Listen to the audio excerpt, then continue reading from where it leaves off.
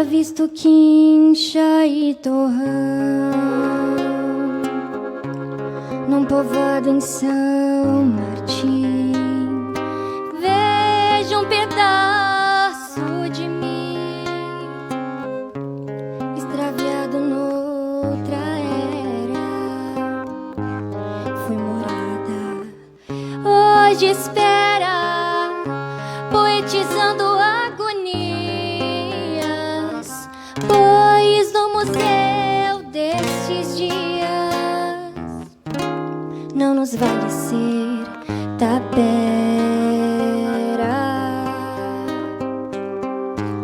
Tomba quincha rompe o barro, qual o pranto terminal do abrigo tradicional, trincheira perante a guerra. Hoje um semblante que encerra, depois do ser e o partir, há um destino a seguir. Todos voltamos pra terra. E eu que venho de cruzada, desgastando nas arenas,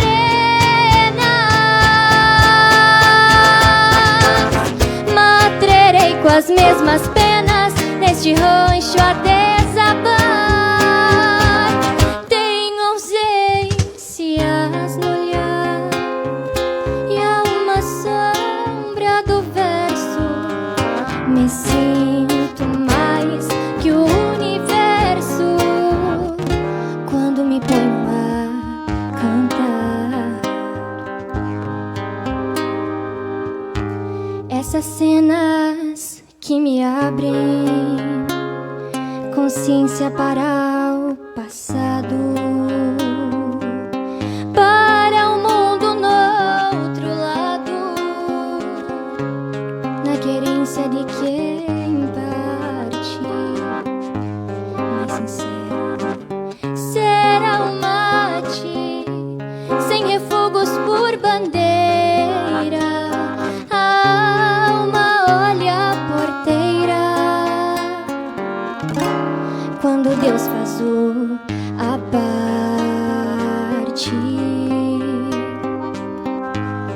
Aceno o lenço e rumo por onde o instinto trilha, enforquilhando tropilhas, redemoinhando quimeras, até encontrar minha era, sem ausências no olhar. Felizmente guitarra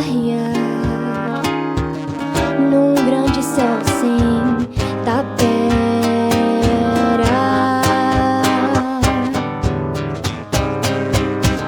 E eu que venho de cruzada, desgastando nas arenas,